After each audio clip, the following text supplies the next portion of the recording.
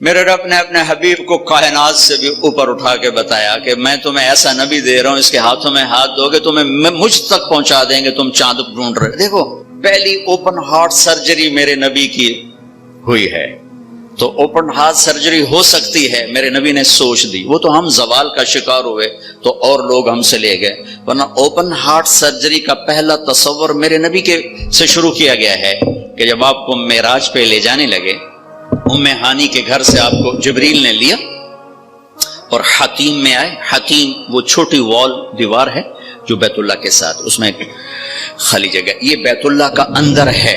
جب ہمارے نبی 35 سال کے تھے تو قریش نے سوچا کہ بیت اللہ بنائیں، وہ سیدھا ہو گئے تو وہ مستطیل تھا، لمبا زیادہ چوڑا تھوڑا، ابراہیمی بنیادیں، یہ طے کیا کہ حلال کمائی سے بنانا ہے، حرام سے نہیں۔ اچھا وہ پیسے اتنے بنے کہ یہ چوکور بنا اور اگلا حصہ رہ گیا، تو کہنے لگے بس بھائی جتنا ہے اتنا ہی بناؤ، تو وہ چوکور بنا کر اوپر چھت ڈالی اور یہ حصہ چھوڑ دیا کہ جب پیسے ہوں گے تو ہم یہ بیچ میں شامل کر لیں گے۔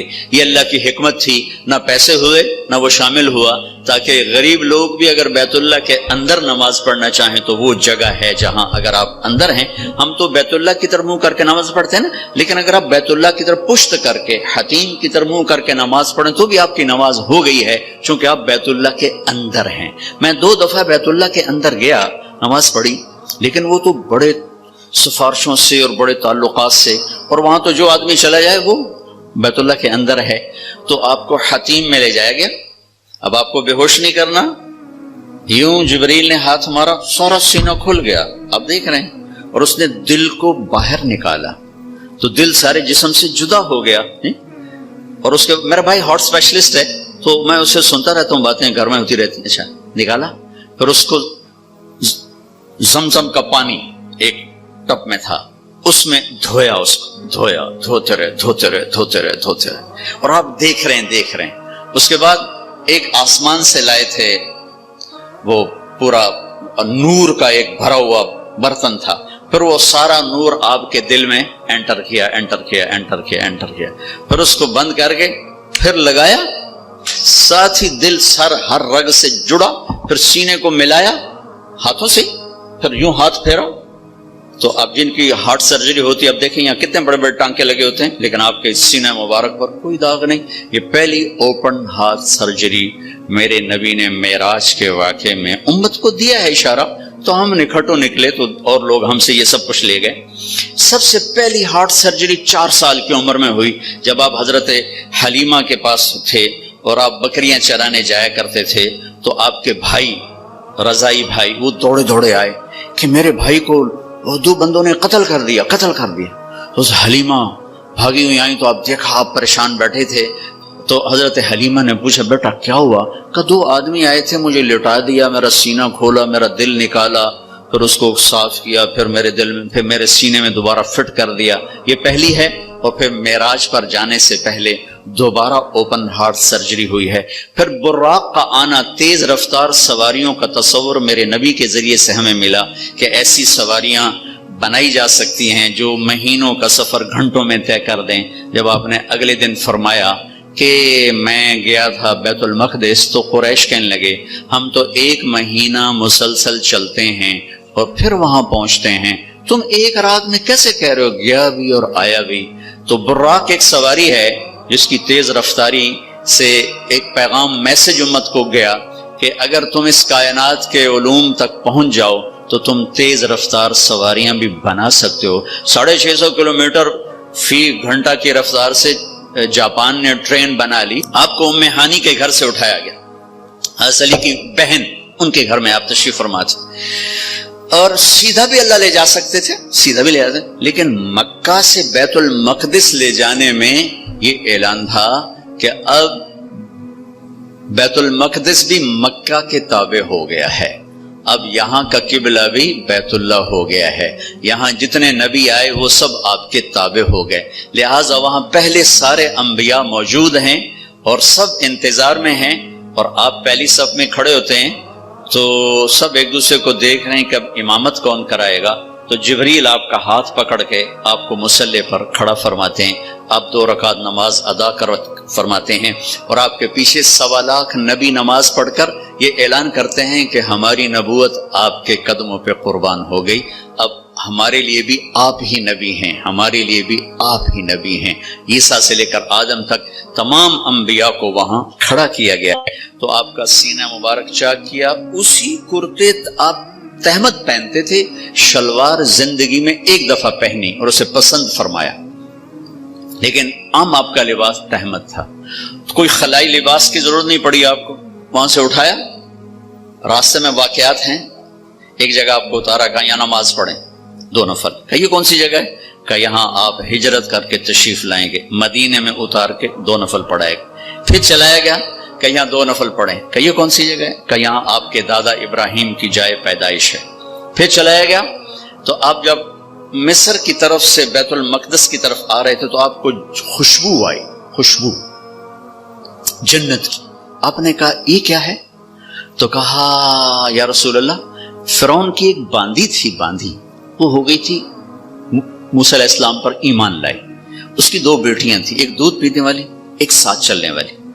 جب فرعون کو پتا چلا تو اس نے ایک کڑاہ میں تیل ڈالا، میں واقعہ پورا سنا رہا ہوں، انہوں نے صرف اشارہ کیا تھا، نیچے آگ جلائی، جب وہ تیل کھولنے لگا تو اس نے اس باندی کو اور اس کی 2 بچیوں کو پکڑوا لیا، کہنے لگا مجھے رب مانو گی تو زندگی مبارک، اولاد مبارک، موسیٰ کے رب کو مانو گی تو پہلے تیری بیٹیاں تیرے سامنے جلاؤں گا، پھر تجھے جلاؤں گا۔ یہ مائیں بیٹھی ہیں، انہیں زیادہ پتہ ہے کہ اولاد کی محبت کیا ہوتی ہے، اور اللہ نے اپنی محبت کو ماں سے تشبیہ دی ہے، باپ سے تشبیہ نہیں دی، اور اس کے سامنے 2 بچیاں جلنے کے لیے حکم ہو چکا ہے، اور اس کا ایک بول اپنی بچیوں کو بچا سکتا ہے، اور یہ گھر میں جا کے کہہ سکتی ہے اللہ معافی دے دے، میں نے کلمہ کفر کہا ہے، میں اندر سے کافر نہیں، تو جائز۔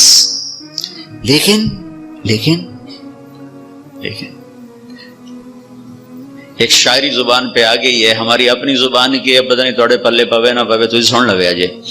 عاشق ہوں میں عشق کماں میں، دل رکھیں وانگ پہاڑاں ہو، سہ سہ بدیاں ہزار علامیں، کر جانے باغ بہاراں ہو، منصور جے چک سولی دتے، جڑے واقف کل اسراراں ہو، سجدیوں سر چائی نہ باہو، توڑے کافر کہن ہزاراں ہو، عاشق سوئی حقیقی جڑا، قتل معشوق دے مننے، سر نو جوڑے تے مکھ نہ موڑے، بھویں 100 تلواراں کھنے، سچا عشق حسین علی دا باہو، سر دتے تے راز نہ بھنے۔ تو اس باندی نے کہا فرعون 2 ہیں، 100 ہوتی تو یہاں جلا دیتی اللہ کے نام پر۔ اس کو غصہ چڑھا، اس نے بڑی کو پکڑوایا اور یوں ڈالا، وہ چیختی رہی، مچھلی کی طرح تل گئی، پھر چھوٹی کو کھینچا اور اس کے سامنے یوں ڈال دیا، اس کی تو آہ بھی نہ نکلی۔ جب اس کو کھینچا تو نے کہا میری ایک خواہش، کیا؟ کہ جب میں بھی جل جاؤں تو ماں بیٹیوں کو جدا نہ کرنا، ہماری ہڈیاں کٹھی دفن کرنا کہیں۔ فرعون نے کہا ہاں ہو جائے۔ کود گئی وہ بھی، ان کی ہڈیاں نکال کے ایک جگہ دبا دی گئیں۔ یہ واقعہ ہے۔ اب میرے نبی وہاں سے گزرتے ہیں، مصر قریب ہوتا ہے، آپ کو جنت کی خوشبو آتی ہے، تو آپ فرماتے ہیں یہ خوشبو کہاں سے ہے؟ تو جبریل کہتے ہیں یا رسول اللہ، جہاں فرعون کی باندی اور اس کی بیٹیوں کی ہڈیاں دفن ہیں، جس دن یہ دفن ہوئی تھیں اس دن سے آج تک اور قیامت تک یہ خوشبو اسی طرح اٹھتی رہے گی، کائنات مہکتی رہے گی۔ آگے میری بات ہے، اور یہ پیغام جاتا رہے گا کہ یہ بھی زندگی کا ایک انداز ہے، اور یوں بھی زندگی گزاری جاتی ہے۔ جو کسی مقصد کے لیے جیتے ہیں اور مقصد پر مرتے ہیں وہ حسین بن جاتے ہیں، اور جو صرف پیسے پر جیتے ہیں اور پیسے پر مرتے ہیں وہ یزید بن جاتے ہیں۔ میری تاریخ گواہ ہے کہ اللہ نے اپنے قریب ترین لوگوں کو نیزوں پہ چڑھا دیا اور بدماشوں کو فرعون بنا کے تخت پہ بٹھا دیا۔ ہم کربلا، محرم آتا ہے تو ہم سب حسین کے لیے روتے ہیں، محرم جاتا ہے تو سب یزیدی لبادے میں ہوتے ہیں۔ یہ کون سی تعذیب ہے، یہ کون سا کمال ہے، یہ کون سا ایمان ہے؟ پھر آپ کو بیت المقدس اتارا گیا، براق باندھ دیا گیا، دنیا دارالاسباب ہے، نبی کو اسباب دیے گئے، سواری پر لایا گیا، سواری پر۔ جب آگے جانا ہے تو اوپر والا جہان اسباب کا جہان نہیں ہے، وہ قدرت کا جہان ہے تو براق وہاں باندھ دیا گیا، اور اگلا سفر اب براق کے بغیر نہیں، 2 نفل پڑھائے گئے۔ اچھا ایک اور عجیب واقعہ یاد آ گیا، اس رات بیت المقدس کا دروازہ بند کرنے کی پوری کوشش کی چوکیدار نے، دروازہ نہیں بند ہوا، تو اس نے مستری بلائے کہ یہ دروازہ نہیں بند ہو رہا، اور اپنے بڑے پادری کو بلایا کہ حضرت یہ دروازہ نہیں بند ہو رہا۔ تو مستریوں نے کہا کہ وہ ڈاٹ ہوتی تھی نا، ڈاٹ، تو وہ تھوڑی سی نیچے آ گئی ہے، وہ اس نے پریشر اوپر ڈال دیا تو دروازہ بند نہیں ہوگا، صبح ٹھیک کر دوں گا۔ وہ جو بڑے پادری تھے نا، انہوں نے کہا بیٹا یہ ڈاٹ کا چکر نہیں، آج آخری نبی کی آمد ہے یہاں، یہ اس وجہ سے ان کے اکرام میں یہ دروازہ کھلا ہوا ہے، صبح خود ہی ٹھیک ہو جائے گا۔ یہ پادری بعد میں ایمان لے آئے تھے جب اللہ کے نبی نے دعوت نامہ بھیجا تھا، پھر ان کو عیسائیوں نے قتل بھی کر دیا تھا۔ وہاں آپ نے 2 نفل پڑھے۔ اب آپ نے اوپر جانا ہے تو مکہ سے بیت المقدس تک آپ بشریت میں ہیں، اور پھر یہاں سے اوپر جاتے ہیں تو سبحان الذی اسری بعبدہ، قرآن کی واحد سورہ جو سبحان سے شروع ہو رہی، سبحان الذی اسری، لفظ سبحان۔ سبحان میں کیا پیغام ہے کہ اللہ تمہارے قوانین سے پاک ہے، تمہارے مادی قوانین سے پاک ہے۔ مادے کا قانون یہ ہے کہ اس لباس میں کوئی سپیس میں نہیں جا سکتا، مادے کا قانون یہ ہے کہ اس لباس میں سپیس میں جاتے ہی پھٹ جائے گا، چونکہ جو ہمارے اوپر ہوا کا پریشر ہے، جب ہوا سے اوپر جائیں گے اور پریشر ریلیز ہوگا تو ہم خود بم بن کے پھٹ جائیں گے۔ ہر مرد عورت کے اوپر 280 من ہوا کا پریشر ہے، اس پریشر کو روکنے کے لیے ہمارے اندر پریشر ہے، جب ہم اوپر جائیں گے تو دھڑوں ایک دھماکہ ہوگا، چونکہ اوپر سے ہوا ہٹے گی تو ہم پھٹیں گے۔ اس پریشر کو مصنوعی طور پر راکٹ میں کریٹ کیا جاتا ہے، لباس کے اندر، اس کے اندر، تب ہم اوپر جاتے ہیں کہ تمہارا رب ان سارے قوانین سے پاک ہے، سبحان سبحان۔ اوپر جانے کے لیے آسرا چاہیے، جبریل نہیں، جبریل کا آسرا بھی نہیں چاہیے، سبحان تمہارے قانونوں کا محتاج نہیں ہے۔ اتنی لمبی کائنات میں رات کے اندر سفر پورا ہو جائے گا، کیسے ہوگا؟ نہیں ہو سکتا، ہو سکتا ہے، کیوں؟ سبحان کہ تیرا رب زمان کا بھی مالک ہے، مکان کا بھی مالک ہے۔ ٹائم کو روکنا، زمانے کو روکنا، مکان کو روکنا تمہارے لیے ناممکن ہے، تیرے رب کے لیے ممکن ہے۔ آئنسٹائن مر رہا تھا تو کسی نے کہا تیرے جیسا سائنسدان بھی مر رہا ہے، کہنے لگا ہاں ٹائم سے باہر نکال دو تو میری موت نہیں ہوگی، موت سے بچ جاؤں گا، اور ٹائم سے باہر مجھے کون نکالے گا؟ ہاں اللہ نکال سکتا ہے، اللہ نکال سکتا ہے کہ وہ ٹائم کا بنانے والا ہے، وہ زمانے کا بنانے والا ہے، وہ وقت کا بنانے والا ہے۔ سبحان صرف ایک صورت ہے جو سبحان سے شروع ہوتی ہے، سبحان، اور اس سبحان کے اندر یہ سارے پیغام ہے۔ پاک ذات، بے عیب ذات، تمہارے قوانین سے بالا تر ذات، تمہاری سوچ سے بالا تر ذات، الذی اسری بعبدہ۔ قریش کہنے لگے تم کیسے جا سکتے ہو؟ اللہ نے جواب دیا یہ تھوڑا ہی گئے تھے، میں لے کر گیا تھا۔ قریش نے کہا بغیر سواریوں پر اتنا وقت لگ جاتا ہے، تم بغیر سواری کے کیسے چلے گئے آ گئے؟ تو اللہ نے کہا یہ نہیں گئے، اسری بعبدہ، میں لے کر گیا، میں لے کر گیا۔ اور یہاں الف اور با کا جو جوڑ ہے، اسری اور بعبدہ، الف اور با، عربی گرامر میں اگر الف ہو تو با کی ضرورت نہیں، اسری عبدہ ہوگا، ٹھیک ہے؟ اور اگر با ہو تو الف کی ضرورت نہیں، سرا بعبدہ ہوگا۔ میری بات واضح ہوئی ہے نا؟ الف ہو نا، با کی ضرورت نہیں، اسرا عبدہ، اور اگر با ہو تو الف کی ضرورت نہیں، سرا بعبدہ۔ یہ الف اور با کا جوڑ کیوں ہے؟ یہ بتانے کے لیے کہ میں اللہ خود اپنے نبی کو لے کر گیا، اور بعبدہ ہی میں کیا اشارہ ہے؟ آپ لوگ کون ہو کہ جی ہم کسٹم والے، میں کون ہوں جی یہ جی مسجد والے، یہ کون ہے جی یہ جی کپڑے والے۔ تو اللہ کہہ رہا ہے بعبدہ، یہ کون ہے؟ یہ میرا بندہ ہے، یہ میرا ہے اور میں ان کا ہوں، بعبدہ۔ اور الف اور با کے ساتھ اللہ فرما رہے ہیں کہ میں لے کر گیا، جبریل بھی نہیں لے کر گئے۔ اوپر کا جو آپ نے سفر کیا ہے وہ جبریل کا ہاتھ پکڑ کے نہیں، ان کے کندھوں پر بیٹھ کر نہیں، ان کے پروں پر بیٹھ کر نہیں، اللہ کی قدرت کن کے ساتھ، آپ جبریل کے ساتھ گئے ہیں تو ملکیت کا لباس آپ کو پہنایا گیا اور اپنے ساری فضا کو پار کیا۔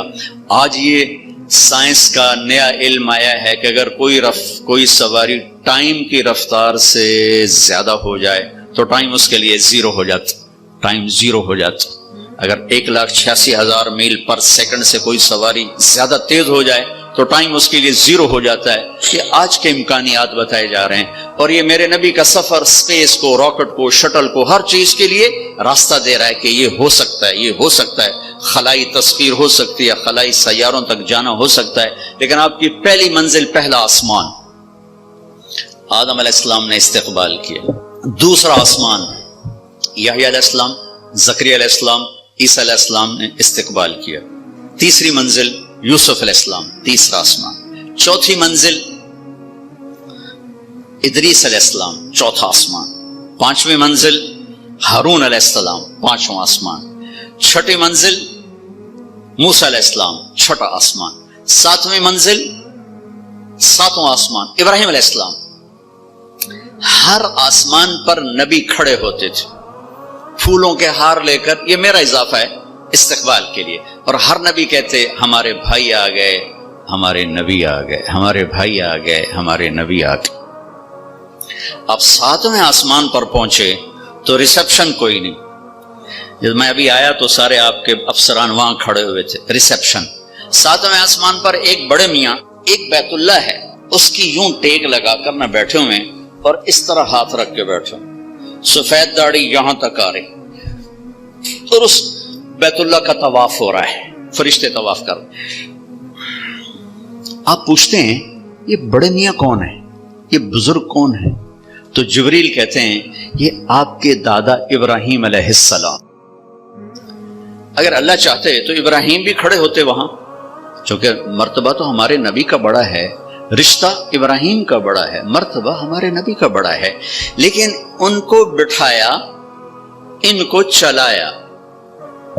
یہ میری بات آپ غور سے سنیے گا، ان کو بٹھایا، ان کو چلایا۔ ساری کائنات حضرت ابراہیم علیہ السلام سے بھر جائے، ہمارے نبی کے برابر نہیں ہو سکتے۔ ساری کائنات ملائکہ سے بھر جائے، ہمارے نبی کے ایک بال کے برابر نہیں ہو سکتے۔ جس کو اللہ حبیب بنائے وہ کیا ہوگا، جس کے چہرے کی قسمیں والضحیٰ، جس کی زلفوں کی قسمیں واللیل اذا سجا، جس کے شہر کی قسم وہذا البلد الامین، جس پر اتری کتاب کی قسم قاف والقرآن المجید، جس کی جان کی قسم لعمرک انہم لفی سکرتہم یعمہون، جس کا وکیل صفائی بن کے قسم والنجم اذا ہوا ما ضل صاحبکم وما غوا، جس کو تسلیاں دینے کے لیے قسم والضحیٰ واللیل اذا سجا ما ودعک ربک وما قلا، جس کے بول کی قسم وقیل ہی یا رب ان ہؤلاء قوم لا یؤمنون، جس کو رحمت للعالمین کا ٹائٹل وما ارسلناک الا رحمت للعالمین وما ارسلناک الا کافۃ للناس بشیرا ونذیرا، جس سے اللہ لاڈ سے کبھی محمد، کبھی احمد، کبھی ماہی، کبھی حاشر، کبھی عاقب، کبھی فاتح، کبھی خاتم، کبھی ابو القاسم، کبھی طٰہٰ، کبھی یاسین، کبھی مزمل، کبھی مدثر، کبھی شاہد، کبھی مبشر، کبھی نذیر، کبھی داعی الی اللہ، کبھی سراج منیر۔ دیکھو تو صحیح اللہ کیا لاڈ کر رہا ہے اپنے نبی کے۔ یہ بیت اللہ کی دیوار ہے آسمان، یہ ایک بڑے میاں بیٹھے ہوئے ہیں اور یہ کائنات کی عظیم ہستی آتے ہیں اور یہ ادھر جا رہے ہیں، وہ ادھر نہیں آ رہے کہ یہ باپ ہیں، یہ بیٹے ہیں، اور اس آگے جانے میں باپ کو عزت دینی ہے اور بیٹے نے گھٹنوں کو چھونا ہے اور امت کو پیغام دینا ہے کہ رشتوں کا تقدس ہمیشہ باقی رکھنا ہوگا، چاہے آخری نبی ہی کیوں نہ ہو، چاہے آخری رسول ہی کیوں نہ ہو۔ رشتوں کو تولا نہیں جا سکتا، ناپا نہیں جا سکتا، پیسوں پہ نہیں تولنا، رشتہ رشتہ ہوتا ہے۔ یہ چلے، وہ کھڑے ہوئے۔ سارے نبیوں نے کہا بھائی آ گئے، ابراہیم نے کہا میرا بیٹا آ گیا، میرا بیٹا آ گیا، میرا بچہ آ گیا، میرے نبی آ گئے۔ نبی بھی کہا میرے نبی آ گئے، وہ کہا میرا بیٹا آ گیا، میرا بچہ آ گیا۔ پھر گلے لگایا، پھر ماتھا چوما۔ یہ کسی نے نہیں کیا، یہ ابراہیم نے کیا۔ گلے لگایا، ماتھا چوما، آگے روانہ کیا، ایک پیغام ڈیلیور کیا کہ میرے نبی آپ اتنے مقام کے ہو کر بھی اپنی امت کو پیغام دیں کہ اپنے باپ کے آگے سر جھکائیں، اپنی امت کو پیغام دیں کہ ماں باپ کے رشتے کے سامنے اولاد کو بھی جھکنا پڑتا ہے۔ ابراہیم ملے اور اب جانے لگے تو کہا بیٹا اپنی امت کو میرا سلام کہہ دینا۔ سبحان اللہ، یہ رشتہ بہت گہرا تھا نا، کہ اپنی امت کو میرا سلام کہنا، اور انہیں کہنا جنت خالی زمین ہے اور اس کے باغ باغیچے سبحان اللہ الحمدللہ لا الہ الا اللہ اللہ اکبر ہیں، جتنا کہیں گے اتنے درخت وہاں لگتے جائیں گے۔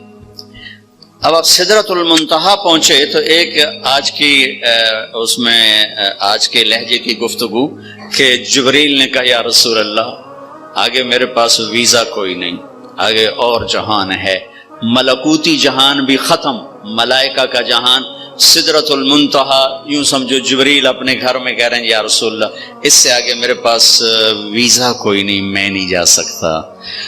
کہا میں اتنا بھی آگے جاؤں گا نا ایک بالش تو میں جل کے راکھ ہو جاؤں گا، میں نہیں جا سکتا۔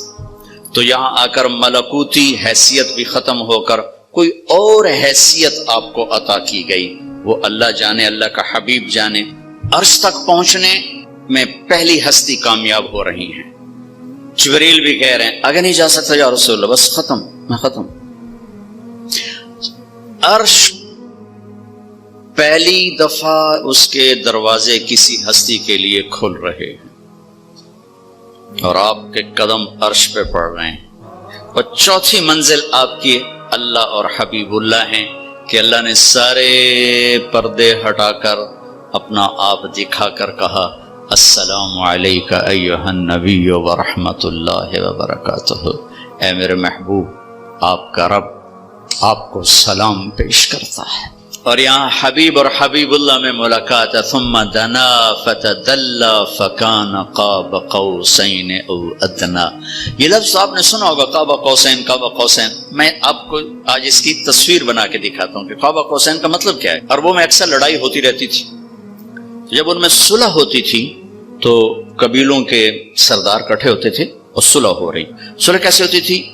یہ ایک کمان ہے عرب سردار کے ہاتھ میں، یہ دوسری کمان ہے دوسرے عرب سردار کے ہاتھ میں، ان دونوں کی لڑائی ہے۔ یہ دو عرب سردار ان میں صلح کروا رہے ہیں، یہ دو ساتھ ان کے اس صلح کو پورا کرنے کے لیے آ رہے ہیں۔ اب یہ ایک محفل ہوتی تھی تو ایک عرب سردار اٹھ کے اپنی کمان یوں کرتا تھا، یہ کمان کا وہ دھاگا ہے جس کے اوپر تیر کھینچا جاتا تھا، اور یہ وہ لکڑی ہے، ٹھیک ہوگی یہ۔ اب یہ یوں آ کر اپنی کمانوں کے سرے یوں ملا دیتے تھے۔ آپ دیکھ رہے ہیں سارے، یہ قوس، یہ قوس، قوس کہتے ہیں کمان کو، یہ قاب ہے، یہ قاب، قاب قوسین، دو کمانوں کی قاب، یہ اور یہ اور یہ قاب، اور یہ قوس، یہ قوس۔ تو اس ملنے کو عربی میں کہا جاتا ہے قاب قوسین، کہ اب جیسے دو کمانیں ان کے کنارے آپس میں مل گئے تو یہ سردار بھی آپس میں مل گئے، اب ان میں لڑائی نہیں ہوگی۔ اس محاورے کو اللہ نے اپنے اور حبیب اللہ کے لیے استعمال کیا، فکان قاب قوسین، کہ میرا حبیب میرے قریب ایسے ہوا جیسے دو کمانوں کے کنارے قریب ہوتے ہیں۔ اگلی عجیب بات بتاؤں، او ادنا، او ادنا، اس کی کیفیت صرف اللہ جانتا ہے کہ نہیں میرے حبیب اس سے بھی زیادہ میرے قریب ہو گئے۔ میرے بھائیوں، اس ہستی کو آئیڈیل بنا کے چلو، مزے کرو گے اللہ کی قسم، اور آپ کی نسلیں مزے کریں گے۔ اگر آپ لوگوں کی جیبوں پہ ڈاکے ڈالتے رہے، نہ آپ سکھی رہو گے نہ آپ کی نسلیں سکھی رہیں گی۔ 60 کی دہائی کے ایک چیئرمین پورے مغربی پاکستان کے ہمارے قریبی رشتہ داروں میں تھے، انہوں نے حرام دولت کے ڈھیر لگا دی، پھر اچانک مر گئے۔ ایک دن ان کا بڑا بیٹا کہہ رہا تھا کاش ہمارا باپ ہمارے لیے حرام اکٹھا نہ کرتا تو کوئی خوشی کا دن ہم بھی دیکھ لیتے۔ اور میں نے اس آدمی سے ان کانوں سے سنا، میں اج مر جاواں میری دھی نو کسے دی پرواہ کوئی نہیں۔ بیٹی کمزور ہوتی ہے نا، بیٹوں کا نام نہیں لیتا، بیٹی میں اج مر جاواں میری دھی نو کسے دی پرواہ کوئی نہیں۔ ہائے ہائے ہائے، اس کا بیٹا کہہ رہا تھا کاش ہمارا باپ ہمارے لیے حرام اکٹھا نہ کرتا تو کوئی خوشی کا دن ہم بھی دیکھ لیتے۔ پیٹ پہ پتھر باندھ لیے کہ میری امت پیسے پر نہ بک جائے، چوپڑی روٹی پراٹھے اور انڈے پر نہ بک جائے. 3 دن کے فاقے برداشت کیے.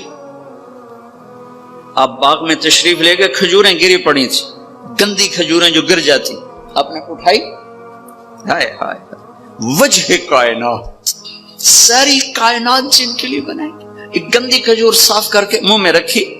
ایک صحابی ساتھ ہے عبداللہ تو نہیں کھاتا؟ کہ یا رسول اللہ مجھے بھوک نہیں. بھوک کا مسئلہ نہیں تھا، وہ کھجور کھانا مشکل تھا. جی مجھے بھوک نہیں. کہ عبداللہ مجھے بھوک ہے، آج چوتھا دن ہے میں نے کچھ نہیں کھایا، چوتھا دن، مجھے 8 بجے تک چائے نہ ملے میرے سر میں درد ہو جاتا ہے. اور جی میں چائے نہیں پیتی، سرج پیڑ پہ گئی ہے. آج چوتھا دن ہے عبداللہ، میں نے کچھ نہیں کھایا. گری پڑی کھجور صاف کر کے کھائی. کسٹم والوں کو پیغام دیا ہے، پیسہ سب کچھ نہیں ہوتا ہے، انسانیت بہت بڑی معراج ہے. اللہ کا ترازو پیسے کو نہیں تولے گا، تیرے کردار کو تولے گا، تیری سچائی کو تولے گا، تیری دیانت کو تولے گا. اللہ اور حبیب اللہ کی ملاقات ہے، قاب قوسین او ادنی. پھر وہاں سے آپ کی واپسی ہوئی ہے تو 50 نمازیں لے کر واپس آئے. میں اللہ پہ قربان جاؤں، اللہ نے 5 دینے تھیں، 50 کیوں دی ہیں؟ نماز کی اہمیت بتانے کے لیے کہ نماز بڑی عظیم چیز ہے. آگے آپ نے کچھ کہا ہی نہیں، چپ کر کے واپس آ گئے. تو میں نے کہیں پڑھا نہیں، لیکن مجھے لگتا ہے اللہ نے 6 آسمان پہ موسیٰ علیہ السلام کو کھڑا کر دیا، ہوگا چونکہ پڑھا ہوا نہیں، وجدان ہے. یا رسول اللہ، اللہ کی ملاقات کیسی رہی؟ بہت اچھی رہی. کیا ملا؟ کہ 50 نمازیں. کہ توبہ یا رسول اللہ، یہ کون پڑھیں گے؟ اب واپس جا کے تھوڑی کم کروائیں. واپس گئے، 5 کٹ. پھر آگے موسیٰ کھڑے تھے، کتنی؟ 5. نہیں یا رسول، واپس جائیں. پھر 5. 9 چکر لگے، آنا جانا 5. صرف یہ بتانے کے لیے کہ کسٹم والوں، نماز بھی ایک بہت بڑا حکم ہے. جب 5 رہ گئیں تو موسیٰ علیہ السلام نے پھر کہا واپس جائیں، کوئی نہیں پڑھیں گے. آپ نے کہا مجھے شرم آتی ہے، اب 5 کم ہو رہے ہیں، اب جاؤں گا تو 5 کم ہو گئی تو پیچھے کیا بچا، میں نہیں جاتا. تو کہنے لگے چلو ٹھیک. میری امت پہ 2 نمازیں فرض تھیں، انہوں نے کوئی نہ پڑھی. یہ کسٹم والے 5 کی تھو پڑھنے، ایک نہیں پڑھنی، 5 کی تھو پڑھنی. میں کہا نہیں میں نہیں، بس اب یہ. پھر غیب سے آواز آئی اوپر سے، میرے حبیب آپ نے 5 قبول کی، ہمارے ہاں 50 ہی ہیں، آپ کی امت 1 پڑھے گی 10 لکھی جائیں گی، 1 پڑھے گی 10 لکھی جائے گی. تو یہ وہاں سے تحفہ لے کر آئے. وَلَقَدْ رَآهُ نَزْلَةً أُخْرَى عِنْدَ سِدْرَةِ الْمُنْتَهَى. پھر واپسی پہ جبریل سے پھر آپ کی ملاقات ہوئی. پھر وہاں سے واپس آئے اور پھر بیت المقدس پہنچے. پھر وہاں سے براق پہ سوار ہوئے اور صبح نہیں، اسی وقت آپ کے سردی کا زمانہ تھا، بستر کی گرمائش ابھی ختم نہیں ہوئی تھی کہ واپس اپنے بستر پر تشریف لے آئے. صبح آپ نے حضرت خدیجہ سے کہا یہ ہوا ہے، میں بتانا چاہتا ہوں. وہ ڈر گئی، یا رسول اللہ لوگ تو بہت جھٹلائیں گے. کہا جھٹلائیں جو مرضی کریں، میں بتانا چاہتا ہوں. آپ حرم میں تشریف لائے اور آپ نے یہ اعلان کیا میرا رات یہ سفر ہوا. تو ایک آدمی بھاگا، وہاں سے بھاگا آیا ابو بکر کے پاس. ابو بکر، اگر ایک آدمی یوں کہے میں راتوں رات فلسطین بیت المقدس گیا، پھر اوپر گیا، پھر اسی رات واپس آ گیا، تم مانو گے؟ تو ابو بکر نے کہا کہنے والا کون ہے؟ کہ کہنے والا تیرا ساتھی ہے. کہ پھر میں مانتا ہوں. یہاں سے آپ کو صدیق کا ٹائٹل ملا، صدیق. لکل امت صدیق، ہر امت کا ایک صدیق ہے. میری امت کا صدیق ابو بکر ہے. میں صرف اتنا کہوں گا، کچھ ٹائم نکال کر اپنے نبی کی سیرت پڑھیں، قرآن پڑھیں. میں آپ کو مسئلے مسائل بتانے نہیں آیا تھا، صرف اپنے نبی کی زندگی کے چند پہلو بتانے آیا تھا. آگے آپ کے اندر میں ایمان والا ایک بیٹھا ہوا ہے، پورا ایک فرد اندر بیٹھا ہوا ہے. ایک غلام محمد یہ کپڑوں میں ہے، ایک طارق جمیل کپڑوں میں ہے، ایک اس کے اندر ہے جو کبھی خطا نہیں کھاتا، کبھی غلط مشورہ نہیں دیتا، ہمیشہ سچ بولتا ہے، ہمیشہ صحیح کہتا ہے، ہمیشہ صحیح بات کرتا ہے، صحیح قبول کرتا ہے، غلط کو رد کرتا ہے. میں اسے تھپکیاں دے کے سلا دیتا ہوں، چپ کر، سارا جہان کر رہا ہے، تو کی تاں کی ہو گیا. وہ چلاتا رہتا ہے، وہ غلط ہو رہا ہے. میں کہتا ہوں بکواس نہ کر، میں نے بچے پالنے ہیں، میں نے ان کے گھر بنانے، میں نے ان کی فیسیں بھرنی، میں نے ان کے فیوچر کو سنوارنا ہے. تو مجھے کیا سنا رہا ہے؟ سارا جہان کر رہا ہے، میں نے کر دیا تو کیا ہو گیا؟ یہ جنگ چلتی رہتی ہے. یہ اندر سسٹم ایمان، کتنا ہی ایمان کو گرا کے رکھ دو، وہ آواز لگاتا ہے، وہ صدا دیتا ہے. جو سن لیتا ہے وہ بیدار ہو جاتا ہے، جو نہیں سنتا پھر وہ موت پہ بیدار ہوتا ہے، پھر وہ بیداری کام نہیں آتی۔ حضرت علی کا فرمان ہے الناس نیام اذا مات انتبہوا، لوگ سوئے ہوئے ہیں، جب موت آئے گی آنکھ کھلے گی۔ خوش قسمت ہے جو مرنے سے پہلے آنکھ کھول کے دیکھ لے کہ یہ حق ہے اور یہ باطل ہے، یہ سچ ہے، یہ جھوٹ ہے۔ میرے نبی نے فرمایا میرا امتی ہر عیب کر سکتا ہے، ایک جھوٹ نہیں بول سکتا، ایک دھوکہ نہیں دے سکتا۔ میرا سارا دیش جھوٹ اور دھوکے سے بھرا پڑا۔ میں نیوزی لینڈ گیا، میں ڈپریشن کا شکار ہو گیا یہ سن کر کے پورے نیوزی لینڈ میں ایک آدمی جھوٹ نہیں بولتا، ایک آدمی جھوٹ نہیں بولتا۔ وہ میرا دفتر ہو، میری منڈی ہو، میرے کھیت ہوں، میرا سندھ ہو، میرا بلوچستان ہو، میرا سرحد ہو، میرا پنجاب ہو، سچ بولنے والے تو نظر ہی کوئی نہیں آتے۔ کون ہیں، کہاں ہیں؟ 100 میں 10 آدمی نمازی مل جاتے ہیں، 1 کروڑ میں ایک سچ بولنے والا نہیں ملتا۔ سچائی، دیانتداری، راست بازی، رزق حلال کھانے والوں کے گھر میں کبھی شام نہیں ہوتی، اور دھوکہ اور فراڈ اور فریب اور جھوٹ اور رشوت والے گھر میں کبھی صبح نہیں ہوتی۔ اگر میرے اللہ کے ہاتھ میں طاقت ہے تو یہ قانون کوئی نہیں بدل سکتا۔ یہی میرے رب کا قانون رہے گا کہ کبھی کبھی کبھی سچائی پر خزاں نہیں آتی، اور کبھی کبھی کبھی دھوکے جھوٹ پر بہار نہیں آتی۔ سچائی کا سورج زوال پذیر نہیں ہوتا، اور جھوٹ، ظلم و ستم کا سورج کبھی طلوع نہیں ہوتا، وہ ہمیشہ اندھیروں میں انسان کو بھٹکا دیتا ہے۔ تو میں آپ سب بھائی بہنوں سے گزارش کروں گا، اپنے نبی کی زندگی ڈھونڈو، تلاش کرو، آپ کو رہنمائی ملے گی۔